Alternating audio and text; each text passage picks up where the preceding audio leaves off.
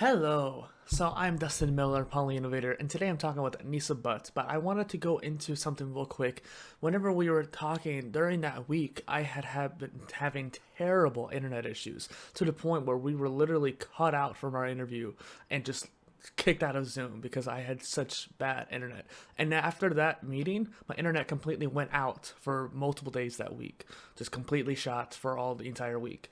And so it was one of those things where okay, we had to stop the interview during the process, which really sucks, but she was so gracious and kind to come back on and finish the interview on a separate occasion. So you might see a wardrobe change, but I wanted to kind of let you all know why it looks different. And so check out this interview that I had with Anisa. Sure. Hello, innovators. I am Dustin Miller, PolyInnovator. Now, before I introduce you, I just wanted to say that when I reached out to you on Matchmaker, I already could tell that you had that interdisciplinary lifestyle, and I was like, okay, cool, she's gonna be an awesome guest. But the more digging I did, the more and more excited I got. So it was That's awesome. good. I'm Yeah. glad. And so today we're talking with Anisa Butt, actress, activist, boxer, model, coach, poet, and podcast host for her show Unplug with Annie. So thank you for coming on the Polymath Polycast. It's a pleasure to be here. I like how there was a whole bunch of titles there. It's perfect for this show. So thank you for coming on. Please say hello to the innovators in the audience. Hi guys. It's so good to be on the show, and it's great to just be able to share some of my story, and hopefully I hope you guys benefit from what I'm about to say. Yeah, I sure they will. And one way I like to break the ice with the whole like just videos and stuff like that is to have you share something about yourself that no one knows about Gosh, you. I would say I'm pretty open, I'm quite an open book. I always tell people that if you want to know more about me, you just have to go to my Instagram page because I feel like it's all kind of what I'm about. Yeah. But something people don't know, oh gosh, well, I really would love to. I have actually a manuscript for a poetry book, but that's something which I would love to release. I think that's not something I've specifically put out at the moment, so that would probably Yeah. be something. It's perfect. Well, and it's interesting too because there's always a secret book, but no one ever knows what it's about. I knew that you'd done a lot of poetry, especially in the videos that I saw and stuff like that. But I didn't know that your book would be about poetry. I thought it might be more of like a story of your life, that kind of thing. So that's interesting. That's cool. I would love to. I mean, so many people have said write a book. I don't know if I'm ready to do that yet. So the poetry part is just because I've been writing poetry for so long. It's like a culmination of different poems, pretty much. Yeah, that's awesome. Hello and welcome to the Polymath Polycast interviews and discussions. And so you got your podcast, acting, of course, and even coaching going on. But what got you started before all of that? What was your mindset?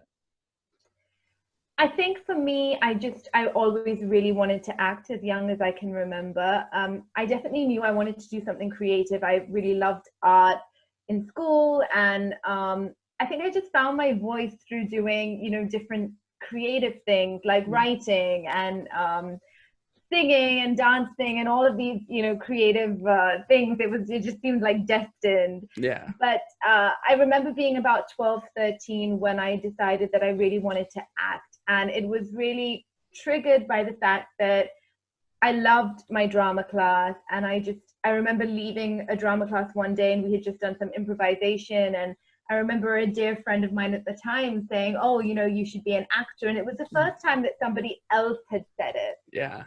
And that for me was almost like very inspirational for me to hear someone else kind of acknowledge that. And the more I did it, the more I loved it and enjoyed it and found freedom in it, because I wasn't a very confident child, actually. So I just found myself being able to be more confident when I was performing, and I really enjoyed that aspect. So I would say that was like the trigger point around 12, 13. I love that. And I've talked to a lot of people who have had a similar situation where young in life, including myself too, where I loved business growing up. And when someone has that external confirmation, like you said, it really does make you feel better. Like, yeah, you really should go into business. You really should go into acting. It's always a really nice feeling. True. Yeah, for sure. I think somewhere we do as actors or performers, entertainers, whatever it is, I think there is a sense of seeking approval to some degree because you want that acknowledgement. it's always just the icing on the cake. Well, it seems like since then too, you've definitely grown into that person who has that self-acknowledgement. I think that's very important as well. I mean, that's been such a journey, you know. I would just say that I think we all have so many demons that we carry, and depending on, you know, how we've been brought up and our value systems and belief systems, and I think it takes the process of life to really like figure out who you are and be comfortable in your own skin. So it's taken a while. Yeah. I think there's also the matter of like lifelong learning and lifelong discovery on top of that too, because it is a lifelong journey, as you're saying there. Absolutely, yeah. So more of a comment rather than question, but I love how cohesive your personal brand is and how it feels. How have you been aiming to create that? Honestly, you know, when I started the podcast as well, it was something I didn't think too much about. I just knew that I love talking to people. I love people in general, love to hear their stories. It was just something I dived into, and that, I mean, I'm so glad it's cohesive if it is with the brand. I think for me, just being authentic is hugely important. So I just think everything I do, I just try and be as authentic as possible. So when I say, like, if you want to know about me, go to my Instagram, the reason I say that is because I genuinely post stuff which I either enjoy, something which I'm inspired by, something I feel very passionate about. So it's kind of a combination of all of these things. And that's how I personally stay cohesive. There wasn't kind of this underlying, you know, idea I had in my head. Yeah. Well, and there's always the kind of idea of like the theme and how it, like the aesthetic is, of course. And you have a relatively good aesthetic on each platform, but having them all be the kind of same aesthetic is a hard challenge to do. It's definitely so. But I think the bigger challenge is being authentic on each platform. And you started with that first, which I think is cool. True. I think I never felt the need to be something else on my feed. I think, of course, there's a little bit of that seeking approval thing that we all probably deal with to some degree in this time and age that we're in, because it's so technology based, and, you know, we're exposed to so many people around the world constantly. The comparison trap, I think, can seep in, but I definitely have tried to let it not affect me. So even in the Instagram world, you know, I follow people who really inspire me, and I think push me to be a better version of me, not the opposite. So I think automatically when you kind of filter your world, you're able to just be more authentic. I think when you're almost trying to fit in somewhere you're not, that kind of pushes you to be inauthentic, if you like. Yeah. Well, and a lot of these experts always say you need to niche down. And that was always contrary to what I wanted to do as a polymath polycast here. It's actually opposite of that, where we have multiple niches. And so I always think it's, like you're saying, being authentic to yourself and finding that particular aspect. Right. And I can relate to that totally, because I think when I first went out to India and I started working there was a lot of that, you know, like, if you're doing this, you can't do that, just focus on one thing. And I just always felt like I don't want to be shoved into a box, you know, why can't we do different things? So I think it's great you're also talking about different subjects. Well, and I think that just also exemplifies you being a good guest for the show too, because you've had that natural inclination towards that, as they say, multi-potentiality. You had the potential to do many things, and you wanted to do so. You weren't trying to confine yourself to this one potential. Right. Well, I like to think so. So thank you. So you are all about spreading hope and positivity. Where do you see yourself doing that in the next 5 years or so? I just feel like it's in everything that I do. I first initially felt like, you know, I had to compartmentalize everything. And again, like I mentioned, you know, do one thing and not the other things. But the more, I suppose, I've lived life, the more I've realized, actually, we have all these amazing gifts. Why can't we do a bit of everything?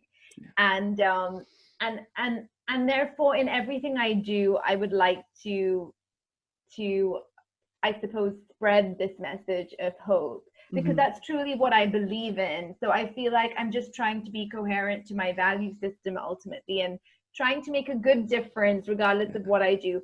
So I feel like sometimes people think you need to have done something big to make a difference. And what I'm realizing, actually, by talking to people on my podcast as well, is that it doesn't matter what you're doing. You know, everyone has the capacity to make a difference. Yeah. Well, and I think there's also the whole number of people out there. Like people think in the whole micro, like you have to do, one person has to do a big thing. But if you get a whole bunch of people to do a whole bunch of small things, paying it forward, or even just doing it isolated, these isolated people all come together to a big change. Right. So where do you hope people will get from your videos, and probably even more so from your podcast? What do you think is the common theme, do you feel? I think it's still tricky. I'm figuring it out, you know, because I have multiple series on the podcast as well. So I'm trying to, like you, sort of appeal to a variety of people. And it's so hard when you're genuinely interested in so many subjects to really pick a niche, you know. So I think I just hope that people listen to the podcast and feel uplifted. I feel very positive about the fact that if they like hearing people's stories and about their journey, then it's something that I try and keep the episodes short. So bearing in mind they're, you know, not to bore them to death, but it's something that they could listen to on a walk or in the car, and, you know, they hopefully feel inspired after they listen to it. Right. Well, and the whole subject of length is always a big issue, because I think the data shows that the ideal length is 22 minutes or something like that. But there's also interviews like these that can go from 40 minutes to a couple hours. If you see Joe Rogan, one of the biggest podcasters out there, he has like 3 or 4 hour posts sometimes. It's insane. I know. It is insane. I suppose there's an audience for everyone. Yeah. Well, and I don't know if this will help you at all, but I try to apply 3 different links. So I have these micro episodes, micro polycasts that are just 3 to 6, 9 minutes long. And then my medium episodes that are more of a series. And then I have the interviews, which are long form, which could be varied. So that way, like, it's organized in a way, but I don't know. It depends on what you're trying to do. That's great. What started you on your podcast journey then? So actually, I found myself, I was initially contracted on a platform called Swoo, which are UAE based. And somebody from that company got in touch with me initially to, as per contract, be with them for a while, sign up with them and produce content and put it out there. And that was mostly video content. But it was kind of a topic that I enjoy talking about, that I talk about on the podcast. So that initial process had started around, I think it was 2017, 2018, which I did for about 6 to 7 months. And when that contract got over, there was something missing, because I think I just really enjoyed talking to people and finding subjects to talk about and hopefully passing on skills or knowledge to other people. And then a friend of mine, actually a year and a half ago, when this podcast UnplugwithAni started, he actually suggested, oh, you know, why don't you start your own podcast? And at that time I was just a little like hesitant, because I really thought that it would require a lot more than it did. And also I just had no knowledge about podcasting. And I also didn't follow too many myself. So I'm more a visual person, so I really enjoy video content. So it was, again, you know, picking and choosing what I really want to do. But I just kind of dived in, and they said, like, you know, you should check out Anchor, and I did. And I just realized it was quite simple to just start one off. And then I realized, like, oh, okay, I've started now, so I need to keep, you know, keep it going, creating content. So it just kind of, from there I just continued, and I'm really glad that I started. Yeah, well, and I was just telling you right before the episode too, I guess, again, with statistics, a lot of people cut off after around 6 months. And I guess for you, you had that 7 months of experience beforehand, so you kind of were almost forced to go past that. But I think that was a really good learning experience, because then it kept you more motivated to keep going with your own show too. And I love how both of us really have that love for this self-growth and trying to pursue that. I actually had an endeavor beforehand around the same time as you, for about the same length, that I did a podcast for, and then that evolved into PolyInnovator. So I love how similar we are. That's awesome. Yeah, that's awesome. I think, honestly, I also knew beforehand that podcasting is a long game at the end of the day. You know, it does take time to build an audience, as does anything. So I just feel like it's something people should start if they're interested in it, but also bearing in mind that it can take time to acquire, you know, the right people and the right listeners. Just for the audience's sake too, I actually did 42 episodes before ever having any guests. Do you ever do any solo episodes as well? I did. So I basically, my first couple of episodes was solo. And then once I started interviewing guests, I had a Wednesday release. So at the moment, the formula, if you like, or the Yeah. schedule is every Sunday I have a release, which is interviewing a guest. But I started an episode on Wednesday under the title Refine the Mind, which was just more about my personal experience. However, what I found by doing that and experimenting with that was that my audience wasn't having enough time to kind of catch up with the Sunday episode if I released a Wednesday as well. And I just felt like the engagement kind of was dropping at that point, because I felt like I wasn't giving time to the audience to listen into that second episode during the week. So I kind of dropped that and decided that I just wanted to focus on my Sunday releases with the guests. And I think things got better for me after making that decision, because I think I was just focused and not overdoing the content. Yeah. So that was kind of my journey with that. Not too much oversaturation. That actually brings me to my next question too. Then you said your different series such as Refine and Ignite and Release. How did those mini series really kind of evolve? Like, how can you explain them a bit? So I think it just, again, the titles were just sort of inspired by something or the other, something I'd see, something I'd hear, something someone would say potentially. However, each meaning of the title of each series has a specific meaning, and I usually post that on my IG feed. So the current season, Ignite, the reason I use the word ignite is because I feel like as artists and creatives, we have like an ignition point, or there was a point where you were inspired to pursue the craft that you decided to pursue.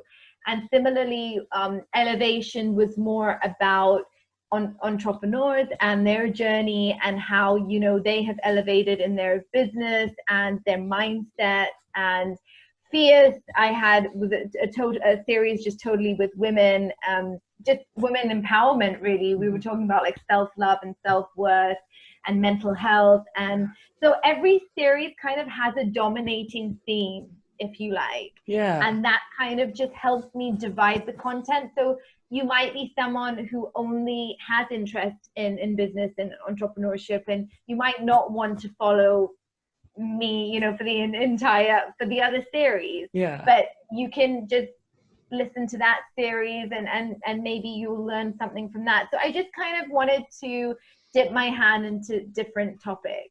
Yeah, well, and that's kind of what you were alluding to earlier, the interdisciplinary aspect. And I love how you were able to explore that as well, because having an entrepreneur audience as well as maybe a self-empowering women audience, they're obviously not going to like the same content. With your organizational structure, people can see, okay, this episode looks cool, but it's not necessarily a topic I'm going to look into. So I'm going to download it for later, but I'll listen to this one right now. Something like that. I love that. True. I mean, I don't know if it's the right way of doing things. I like you said, you know, a lot of people do say, you know, have a niche and stick with it, and that's the way to be successful. I'm not so sure. I don't know. Maybe I'm just not convicted by that. So let's explain it this way, because this is something I've been constantly thinking about for the past like 3 weeks, is that my niche is polymathy in a way. It's just the idea of doing many different things in life. And then the actual sub niches are where I often have these discussions where right now we're talking more about personal growth and self-development, that kind of thing, and self-growth. That's kind of the sub niche of this particular episode or something like that. And so different sub niches is what those Ignite and different areas, Release and Elevation would be. So your niche is that self-growth or personal growth. And then beneath that, you have the sub niches. True. That makes a lot of sense. I hope that would just help things go a little pretty well there. But I see that you're utilizing IGTV pretty well too, by the way. You've even mentioned IG multiple times today. And you even had a co-star, Kalki from Giovanni I Divani, on your channel. What has it been like to have those interviews and doing it on such a unique platform as well? So it's interesting because I decided before, actually, this was way before lockdown, when I started the podcast, I decided that I wanted to shoot video as well. And another decision I had made was not to do all the podcasts in person, because there was a lot of people around the world who I was really interested in interviewing. And so very early on, the whole kind of format of Unplugged became remote. So I started using Zoom a year and a half ago to do the recording. So by the time this lockdown and quarantine happened, I was already doing the Zoom setup. Awesome, you were prepared. So nothing really shifted in terms of the podcast. So I'm super grateful for that. And also, I think video was important to me personally because I know that I'm more engaged as an audience with video snippets. Mm-hmm. I don't release the whole episode on video. I've not kind of set that up at all as of now because, as you must know, you experience a lot of technical issues sometimes by doing these remote podcasts. Sometimes the video as a whole is not really usable depending on, the person's internet connection, etc. So I just felt that having an audio release, of course, primarily being a podcast, but having some video content would enable me to create some videos so the audience also have a face to kind of Welcome back to the Polymath Polycast. I'm Anisa Butt. Thanks for joining me again. Pleasure. So something PolyInnovator talks about a lot is personal growth, and in more ways than one. What are some pieces of advice, perhaps even philosophies, that you have helped you grow in your life? I think probably something I learned later would be just not to judge yourself too much. I feel like you have to be your own best friend to some degree. Yeah. And if you can't cultivate that self-love within yourself, it's very difficult to create that self-belief and build your own self-esteem and therefore make others believe in you. Mm-hmm. So I think that it's really important to look out for yourself and just build this self-awareness, So for me, that came much later, but I feel like it's something I've honed now, so I'm much more aligned as a person, and that affects like my work life, my relationships, and everything. Yeah, for sure. And I think that self-awareness is one of those things too, that it takes a while to cultivate, but once it does, it starts having this compound effect. Right. Yeah, absolutely. And so something I've seen you say online too is like, how can we be the light in the darkness, as you say? Right. I think for me, because I'm such a spiritual person and so much of my just daily kind of peace comes from my faith. I think that's where, that's why I use the phrase light in the darkness, because I feel like we can definitely be that light for other people. Sometimes it's even easier to do that for other people than ourselves. Mm-hmm. But I just feel like, another beautiful line is just that we're here to walk each other home. And I really believe that. Like, I just feel like there is purpose to life because of fellowship and because we have each other. And it might be very difficult to always be there for other people and want the best for other people. But we're constantly a work in progress. And I don't think any of us are perfect. But we can definitely spread a light just by really small things, just by being open, being friendly, just loving our neighbor essentially, and just doing the best we can, as opposed to, I think, just a culture of lifting each other up as opposed to kind of pushing each other down or being bitter or carrying unforgiveness with us. For sure. And what's interesting, I think you'll resonate with this too, is that when you're sharing that happiness, it makes you happy as well. And it's interesting how, like, for example, one of my neighbors gets kind of noisy at times. And because of that, I get kind of angry because, like, okay, it's disrupting my work. They're stomping around, that kind of thing. But then I talk to them about it, and they had a child who's very outgoing and very excitable and gets really energetic, and I was able to be empathetic about that. It's like, okay, he can't really always control what this kid's doing, and it's not his fault per se. Right, absolutely. I think exactly, just being aware of, I think just seeing that other perspective helps so much with anything and everything we do. And I think empathy is a huge thing, and not everyone has it, but if you can cultivate it, that's brilliant, because it just makes life more enjoyable, I think.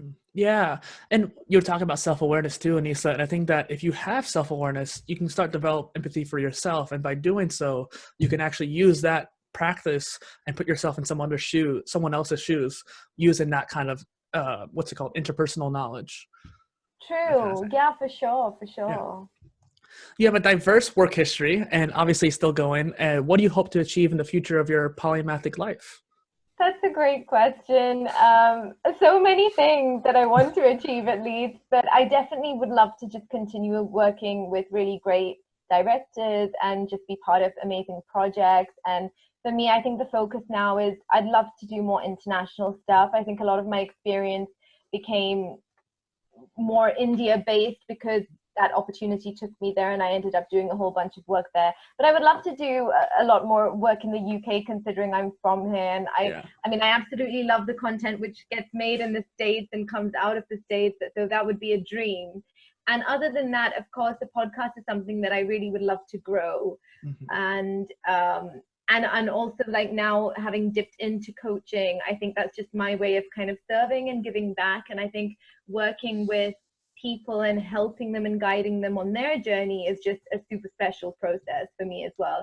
So I would love to really do a culmination of all of these things. Yeah, and that's why I think you'd be a perfect guest for the show too, because I like how interdisciplinary you are, and all of these areas really do relate. Coaching and even acting, I think you still takes the same skills of being able to portray that person in a way and be able to have people believe what you're being that person in that moment. And as a coach too, you have to be the person who's ready to share that idea and express something.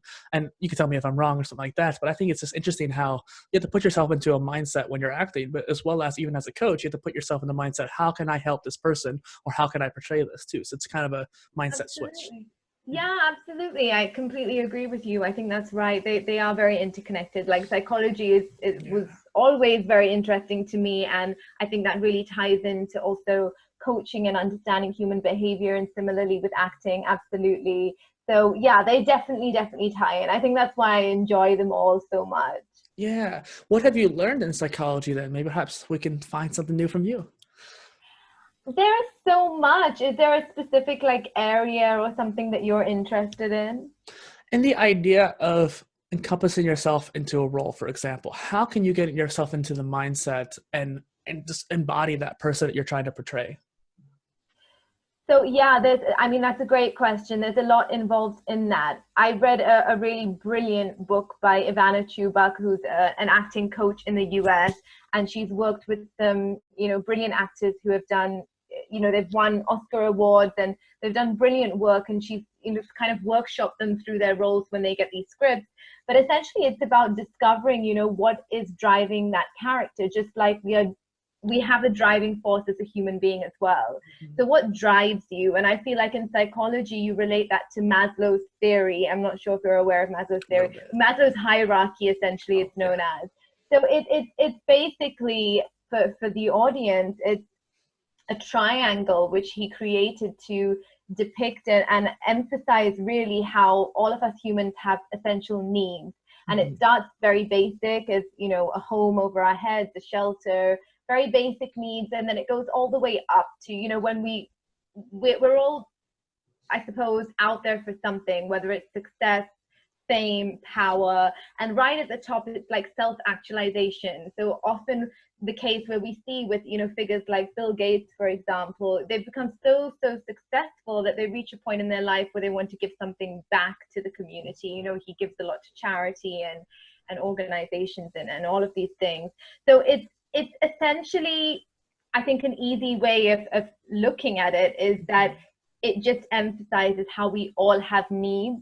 And that's the same thing with characters. So you have to figure out as an actor, like, what is the need of my character? What is driving them every day? What is essentially, we call it the objective, and there's a super objective, which is like why you're out to do what you want to do every single day. And then, with scene work, you can look at scene objectives as well. And that's linked to your super objective.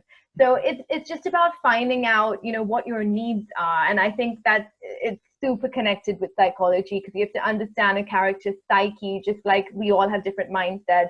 In the same way, like when you're playing a villain, for example, or a negative role, you essentially as an actor can't dislike that human being. So you want to get into the mindset of what is driving them to do what they're doing. And I think method acting comes into play there too. I remember whenever, I don't remember who did it, but the Joker in the Suicide Squad movie or whatnot, or something along those lines, he actually went out of his way to not ever go out of his role. So even on set, he was like playing pranks and like acting like Joker, just in some insane ways too. Like he would bring something, yeah, it was weird. But the weirdness aspect was because he was such a crazy character. The Joker as a Batman villain is someone who's so insane and just has crazy ideas, but the actor behind it was able to embody that very well. And I think it goes back to what you're saying, and you said about self-awareness, not just in ourselves, but in the person that we're portraying as well. That's super interesting. Yeah, for sure. I mean, yeah, like you brought Joker up. I think it's really nice in the latest movie of the Joker where Joaquin is playing the Joker. Also, you can see that there's a very empathetic approach that I think the director Todd has had in this particular script, which is to just give us this outlook into what the Joker's life was, which made him turn out the way that he has, which we've seen, in the movies before as well.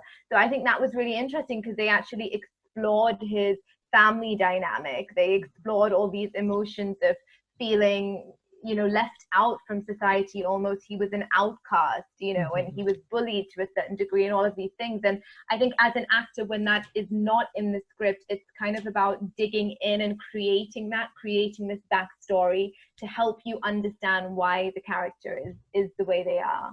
Yeah, and you were mentioning the hierarchy of needs. When you mentioned Maslow, it didn't click, but as soon as you explained it, I was like, okay, yeah, I know what she's talking about. Because it's interesting because when you have those different layers, I actually was talking with Mark Schaefer on the Polycast, and he was talking about how businesses need to understand where they are on that pyramid. Are they working towards the self-actualization in the top of the pyramid, where at this particular point during the pandemic, which we're recording in, still, it's interesting because most people are focused on the bottom layers. Do I have shelter? Because many people in the US are getting evicted because they can't afford their rent, and the owners are not being empathetic about it. And so the fact of people not having a house or being able to afford food or even just afford just the basic needs they have, their focus shifts from either self-actualization. Maybe beforehand they were doing well, they wanted to improve their life. Now they have to shift back to a survival mode. And as businesses and even as people who are working, we have to shift our mindset as well. Yeah, that's so interesting. And I think that's absolutely right, the way that you have kind of humanized this whole situation. I think for sure that's exactly how we apply it, and it just goes to show that our needs continuously change over time depending on our circumstances. I'm really glad we talked about that question there, the whole idea of that psychology. That's super interesting. The way I didn't even make a great question, you were still able to make a great answer, so thank you for that. No, that's fine. It was a good question. So all around you have a creative life, and perhaps that's a calling for you. What drives your personal brand, do you think? I think it's a pro and a con for me. I never kind of saw myself as a personal brand for a really long time. And I think a lot of creatives can relate to this. Like, you lack that kind of business mindset, especially when if you've not been taught it and you've never shown an interest to it. You never think of yourself as a business, especially as an individual. And it's only when I started the podcast that it just came to my attention more so that actually there is this whole kind of brand image that you have to think about. But honestly, I think because authenticity drives me so much, I feel like I don't think about it so consciously. Like, everything I put out there and do, it is really authentic. It's not just for the purpose of kind of ticking a box. It's pretty much who I am. And I just feel like, considering I am the brand and representation of that is kind of where I want to be. That's how I want to be seen. I don't really want to have to kind of create a different story behind me or my journey and have to depict that. So I think, especially when you are, you're on your own and you're starting something, whatever that is, I think definitely being authentic is essential. And I just try and stick to that. And I think that's what helps it just kind of all flow together nicely, because I don't really have to second guess it. At the same time, I think it is necessary to have a bit of a business mindset. That's something I think I'm continually developing and learning through other people. But that's a challenge for me personally. I love that. And the way you explained it too reminds me of Gary Vee, because what happens is when I went to like your Instagram, for example, you can just sense just from the post that it's very genuine. You can go to some place, some profiles, and it just feels like, okay, you made that for the sake of making it, and that's it. Versus like people Right. like you, profiles like you, where you're intentional with it, and you have a purpose behind it, and you try to share that purpose. And I love that. And I think that's interesting too, because personal brand is a business term in a way. People see it as kind of like this esoteric thing, but all it is just your online reputation. How do you want yourself to be represented? And you said you want to be shown as someone who's authentic, and you chose to manipulate your personal brand in a positive way to show that genuineness. And I think that's really key. Yeah, absolutely, for sure. I mean, I definitely try. I just think what does become apparent, like now that I've started a podcast, is just that I think you do have to think about aesthetics more to a certain degree, because it's also about kind of creating a mood behind what you're doing as well, you know, things like the colors you're using and all of these things. And that was something like I really never thought about, but more and more I think people are focusing on that. And obviously we're not all good at it, which is why a lot of people hire someone to do all of that for them. It's definitely more of a challenging aspect for me, which I'm continually learning, but I do want to kind of develop that more on the podcast page, just because I see it as like part of me, of course, and the brand, but it is a separate entity as well, where I can perhaps experiment with that more. Yeah. Well, and there's no reason why like you couldn't share the same colors between the podcast and your personal brand, because it may be slightly separate in a way. It's its own isolated thing. Like the Polycast, for example, it's not with PolyInnovator per se. It's underneath it. It's like the umbrella of it. And just as someone I've actually always been a businessman at heart. Even when I was 10 years old, I had my own business selling temporary tattoos. It's just one of those Oh, things that wow. I love doing. And so if I can ever help you, feel free to always pick my brain. People listening in could ask too. But I'd be happy to help with your personal brand, because that's something that I've been personally looking into for years now, because I just love it. It's one of those things that fascinates me, how we can present ourselves and the cool new things that we can do. Oh, great. Yeah, no, I'll definitely take you up on that. Perfect. And then the next question I was going to go into here is, what was it like to be like a child and teenage actor? So essentially, it's funny how that happened. I think it's just I'm, you know, fortunate and blessed that I looked much younger than I was. I was a young adult actually when I started the Disney show, but I was playing a 16-year-old. So ultimately, it kind of got framed as being a child actor, but essentially, I wasn't really a child Yeah. actor. But yeah, I mean, I did start out generally with acting quite young, because I was very involved in my school, and I pretty much decided when I was 12 that I wanted to act. But I think it's nice to find your passion young. It Yeah. is, because I think that's like, you know, it becomes your constant driving force, and there's like this dream that you have and you're aspiring to do that. But at the same time, I think there are so many people, and I had so many friends in my life who just were not very sure what they wanted to do up until a much later stage, and that's okay too. I don't think we need to put so much pressure on ourselves, because I think we're in this culture where like there already is so much pressure, and what's happening now more than ever are the kids are starting really young, like even, I mean, as young as, you know, 3 and 4, and they're Yeah. mastering certain skills, and you just see them on these talent shows, and I'm honestly like mind blown. I just think like, what is this person going to be when they're like 30? They're going to be geniuses. Yeah.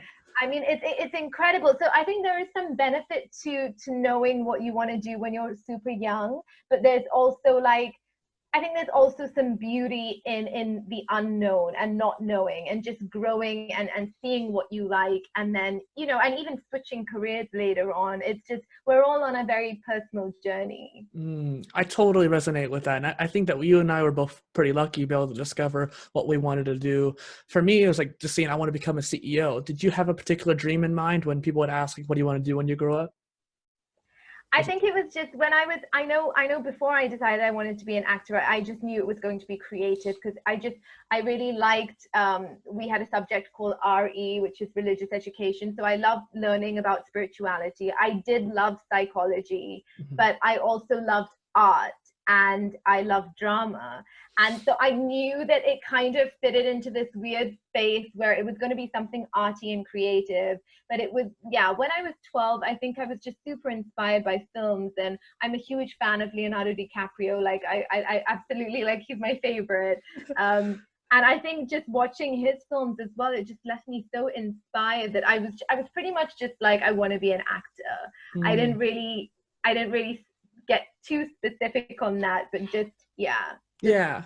You had a big idea of where you wanted to go, and like I think that's still like you said, the driving force. And one thing you mentioned too, I think is really important to exemplify, is that you don't have to know when you're young. If you do know, it's very helpful. But like you said, we put so much pressure, especially in the U.S. I feel like too, with colleges and stuff like that. Like you're expected to go to college, and there's no way around it. But I think so in the UK as well.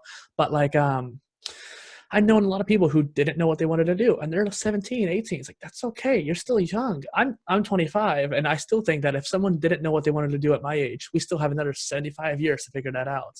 And one thing I try to employ in the show is this idea of polymathy. A lot of people become polymaths by the end of their lives anyways, without even realizing it, because they've had so many different careers. And so if you vision it, like even if you don't know where you're going, if you envision it with like, hey, I'm going to do many different things in life, I don't have to know exactly what I'm going to do right now. I'll just work towards that first idea. Yeah, absolutely. Yeah, I completely agree with you. I didn't know if you had anything to add on that then, but essentially speaking, one thing I ask all my guests on the show is, what is a polymath to you? I guess honestly, it's such an interesting word. I've never really thought about that before, but I think in essence, and with what it's representing for you on your podcast, I think I see it as, yes, being like quite interdisciplinary, just being a variety in a way, and not wanting to fit into a box. That's how I would kind of see it. Yeah, and I would definitely see yourself as a creative polymath in a way too. I think that's really interesting to think about. Yeah, probably. That sounds about right. I think everything I do is kind of somewhere connected to the creativity. Mm-hmm. Well, and you've also talked a lot about spirituality, and I think that's very important. And there's a philosophy I created for PolyInnovator. Hopefully, we have enough time to talk about it, called the 4 Pillars philosophy, and talking about the mind, body, spirit, and emotions as the 4 major areas of life. And I know there's plenty of ideologies such as yoga, Aristotelian, and just similar ideas throughout history. But I thought you'd be a perfect guest to discuss with that. So, why do you have this love for self-worth and self-discovery? I think it's just life teaches you that it's so important. It's not something that we learn in school, and I feel like you get thrown into the big world and you don't really understand how to properly navigate in that world in terms of self-love and self-worth. I think that's something that, unless and until your parents have really had that open communication with you and sat you down and have been particularly, I mean, I'm just so big on focusing on the language we use on a daily basis, the words that we speak, because I truly believe that you can speak so much negativity without realizing it, and the impact that it actually has on your daily life is huge. And the minute you just switch that vocabulary and you make it more positive, and you essentially, I mean, I always say speak life, it has a huge impact on the life you live, not only how you view yourself but also how you view others. And ultimately then that is so much connected to self-love. I think for the longest time, I always looked outside of myself to attain something, to make me feel wanted or whole. And it comes from, it can perhaps be viewed as a codependent behavior in a certain way. And the more that I'm kind of studying coaching, and the more I've studied psychology, the more I've learned that actually, we're very capable of rewiring our brain. But we have to kind of heal from what we've known before in order to grow, in order to do better and move on. We have to go inside, reevaluate, re-examine what's been going on, how we've been behaving, questioning the why, and just having fun in terms of discovering yourselves and why you think the way you think. Where has it come from? Do you really believe in that, or has somebody just told you that and you believe in it? So just figuring out actually who you are. because we get told who we are from people, from parents, from friends, from school. We don't really discover who we are. And I think that's a very kind of solitary thing that you have to do. And at one point, and honestly, it's just in the last few years where I feel like I've got even more self-aware, and doing all of this work, I've just realized that it absolutely is possible to change the way you think, develop more self-love, actually look inwards. And once you've done that healing, I mean, it's incredible what a sort of domino effect that has around you and in your life. Well, speaking of like the domino effect and finding that internal why, I think that the 4 pillars is, I made it, that philosophy, to be that modern equivalent for the old time thoughts, to be applicable to how you could choose different areas of your life. And you say that you got to look at how you came to be where you are at now. So I think a good example would be like the body, for example, where you are work. If you choose to swim, let's go with that. If you choose to swim and you're starting to do a doggy paddle and very inefficient swimming strokes, and you're trying to move from point A to point B, if you're inefficient with it and doing the wrong stroke, you are training the muscles and training your mind even too, to rely on that inefficiency.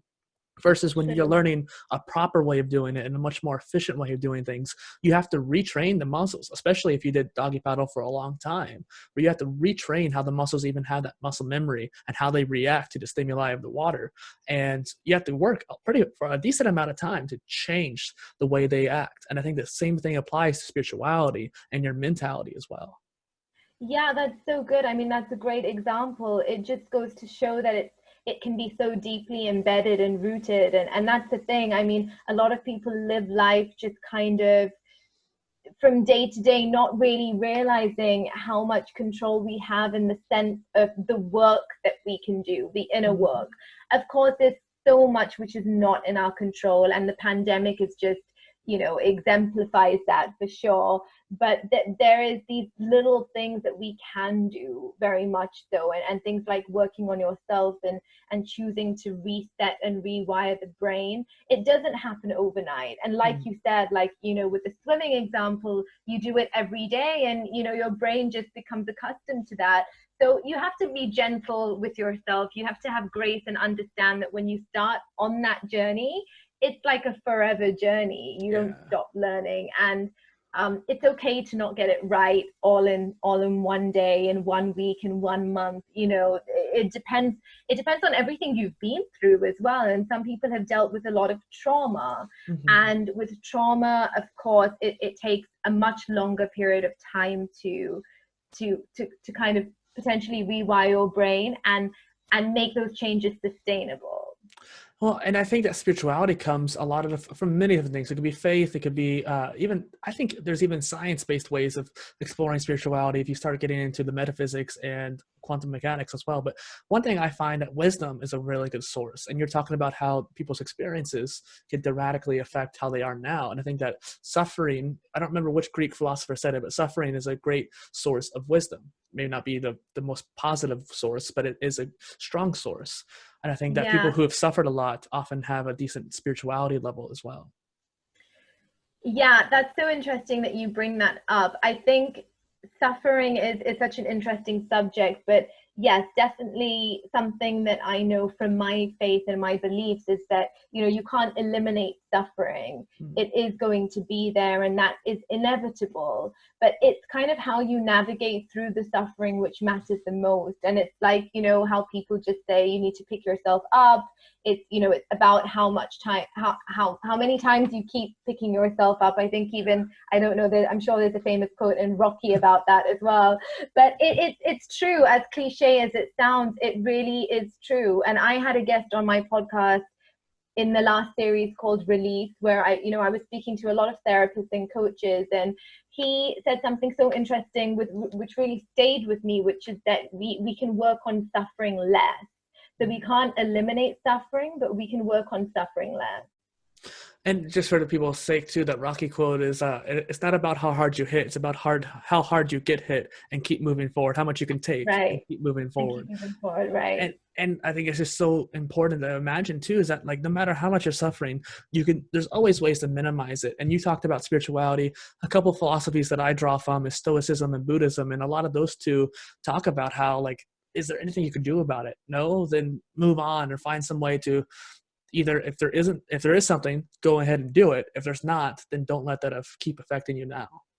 Mm-hmm. And it's definitely much easier said than done, of course. But going back to like what we were saying before, it's practice, right? It's just every single day. If you're doing something which is contributing to a new way of thinking, then ultimately it will pay off.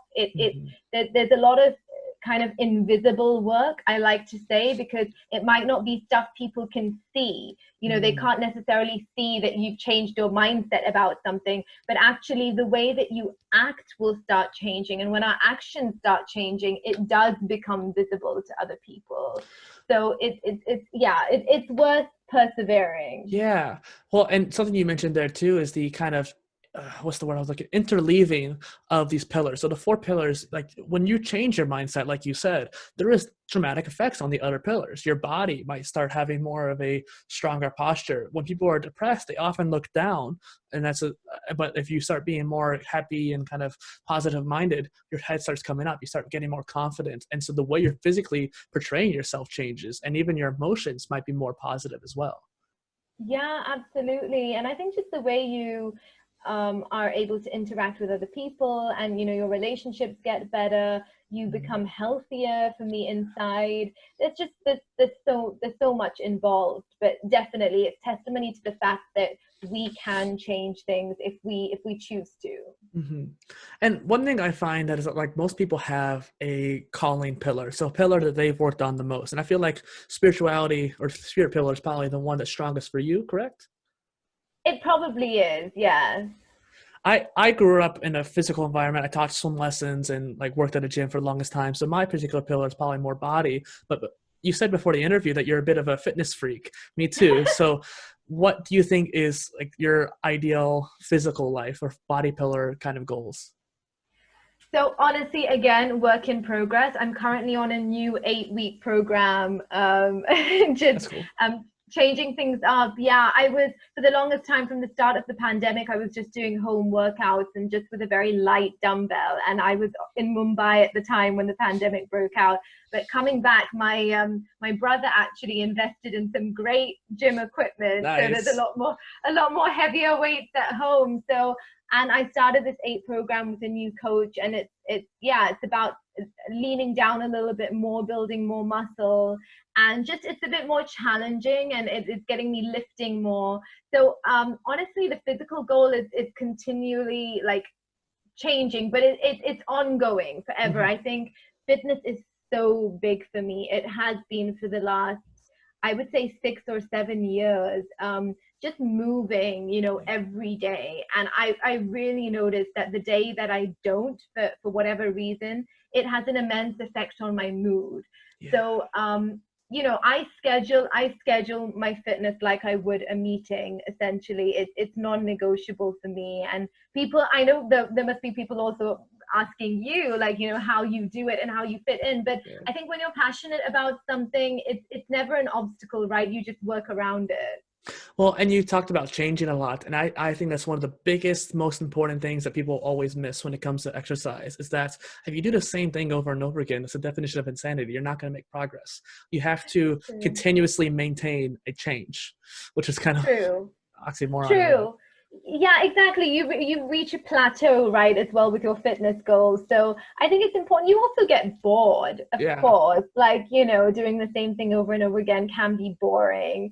So I think it's important to mix it up, but also that people don't necessarily have to go to the gym. They can walk or run or swim or play a sport that they really enjoy. Well, and I love how you're talking about the weightlifting too. I think that's very important. And I've always been partial to the lighter weights, but just doing higher reps. But then I started doing heavier weights too. And it's just interesting how the dynamic changes too, whether it's intensity or speed or just the volume of how much you're doing. I think it's just super interesting as well. Yeah, for sure. I think the human body is incredible. It just depends how how much you want to push and test it. I think Tim Ferriss is someone who really goes quite extreme with all of that, but it's so fascinating to me. I love how Tim Ferriss will go out of his way to get out of his comfort zone, like wearing big parachute pants in the middle of the street. That was an example he used. It's insane. I love it. Yeah. I know he's done a whole bunch of like testing on himself, like even in terms of experimenting with fitness and your what happens to your blood actually when you change things up, uh when you try different diets, when you're lifting weights, and it's really fascinating. So this is kind of a random question, but why do you love Tom Hanks? Oh gosh, again, like DiCaprio, I mean, such a talented actor. I think it's just their versatility which makes me like fall in love with actors in general, and actors or actresses, I mean, male or female. I think it's just about when you go and see a movie and you really enjoy their performances, and then you go and you see them do something completely different and they're just as amazing. Mhm. I mean, that to me is always just incredible, and because I know how difficult that actually is to achieve, I think I have more appreciation for it. But Tom Hanks again is just somebody that, oh gosh, it would just be like a dream to work with him. Yeah. Well, I saw that on one of your amazing blog posts too, and I was like, oh, I have to ask about that. That's gonna be interesting. Yeah. So one thing I got from your blog and social and overall vibes that you're really open-minded to others' opinions, which is probably very helpful as a podcast host. What inspires you to be so empathetic? We talked about that a bit already, but I kind of want to touch on it again. Yeah, I mean, I don't know. I don't know. I think I've just always really loved people and understood that we're all very different. And I mean, empathy, I think I'm driven so much to be empathetic because I'm aware that I always say that emotions are universal. Mm, That's why when we see a movie and a character's in pain, that we find ourselves getting teary-eyed. That's why, when we know somebody's dealt with loss in their life, we're able to kind of feel something. There is some kind of physical response or emotional response to that, even if we haven't actually experienced it in our life, because we have that possibility of a what if. And I think, again, that's so related to acting. When you're approaching a character and you've not necessarily been in that exact situation, you look for a substitute situation which kind of evokes those emotions for you, whether it's pain or hurt or loss or anger.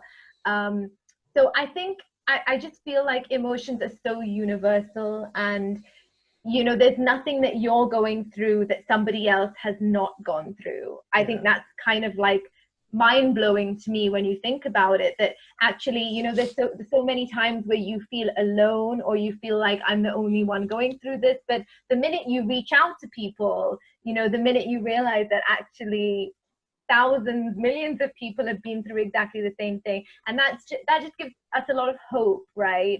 And so I think that automatic empathy comes from there. Well, and I think that talking to you is making me feel that way as well. Like I've seen someone who's going on, like our journeys are obviously different. I'm more business oriented, you're more creative oriented, but we still have bridging connections, and we're both polymathic. We're both people who really care about each other, and people in the world. And I think that it's super interesting how, like, do you think it has to do with the mirror neurons in the brain? I mean, I would love to read more about it. I think it's got to do with a lot of things. Also, it's got to do with upbringing as well. And we definitely can't devalue that. I think empathy is also, it originates from the kind of parenting that you've also had, the kind of influences that you've been around, because of course, you have narcissists who are unable to empathize at all.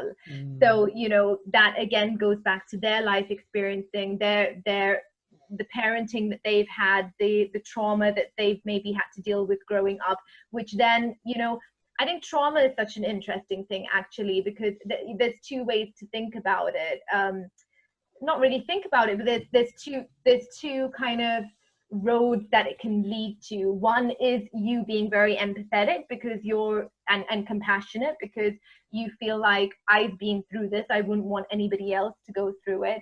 Or it's kind of you become vengeful and cold, and yeah, not being able to be empathetic. You become quite selfish and unable to build healthy relationships. And so it's really interesting. I mean, again, it goes back to human behavior, but empathy is something that I think we hone over time, but we definitely have to credit our upbringing as well in terms of the degree that we're empathetic.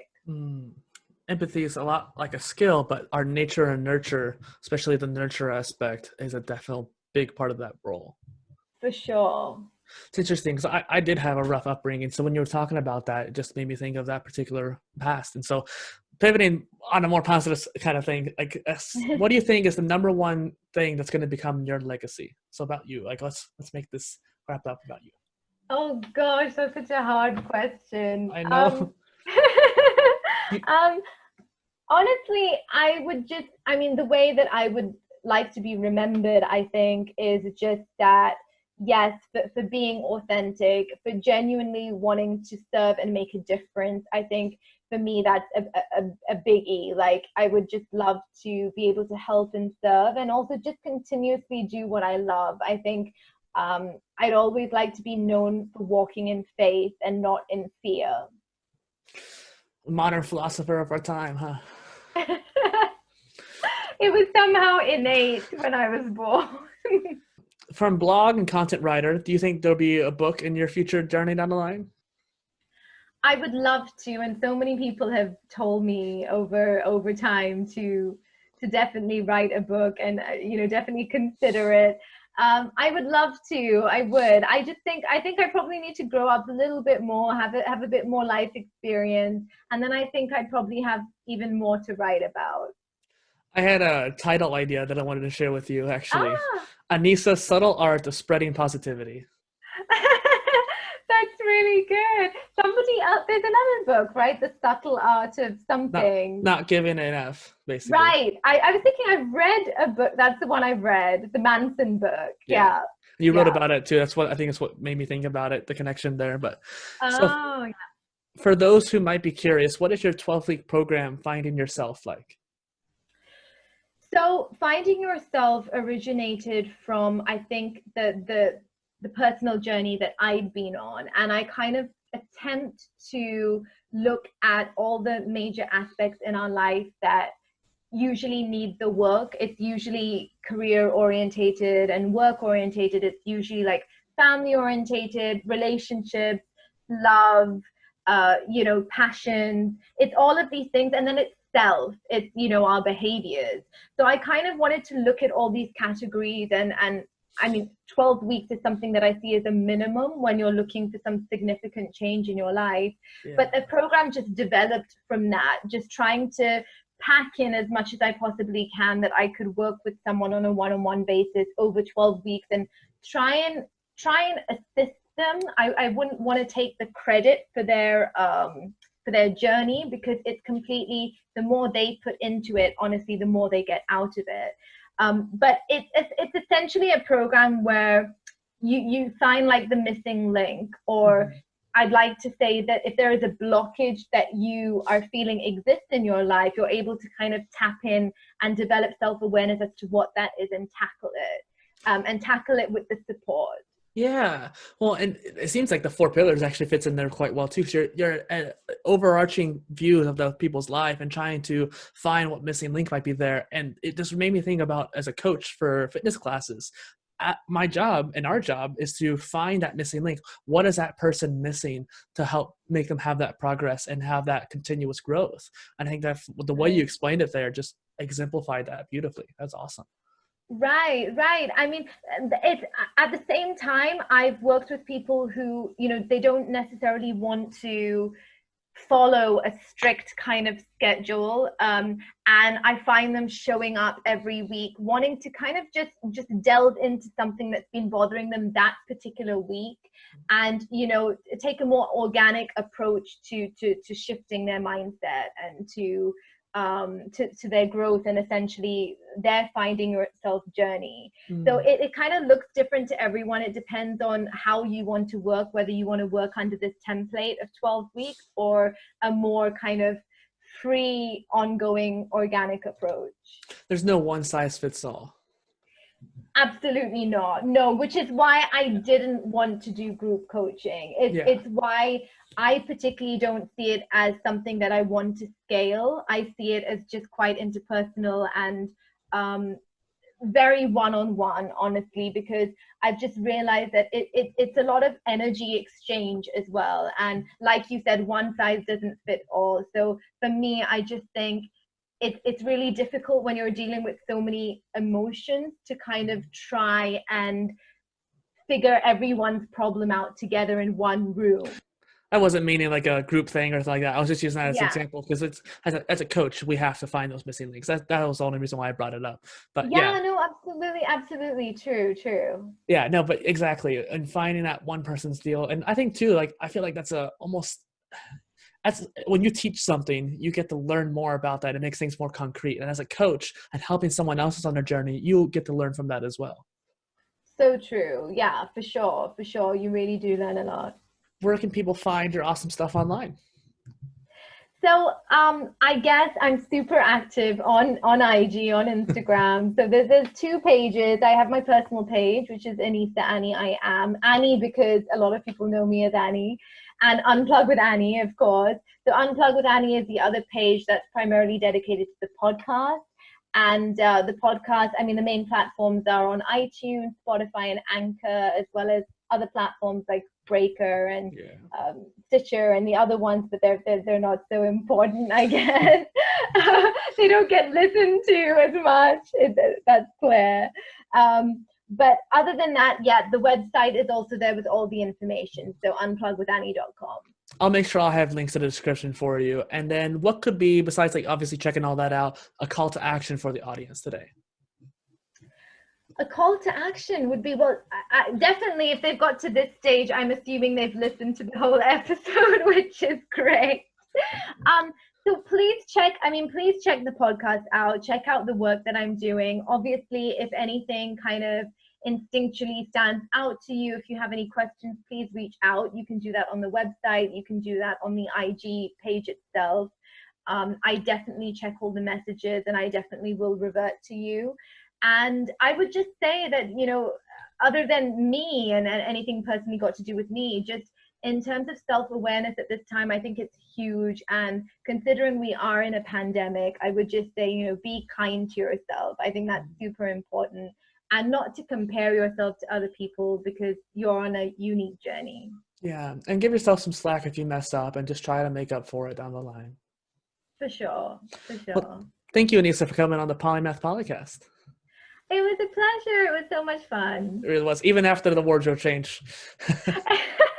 It's okay. It might make it more interesting. I don't know. Yeah.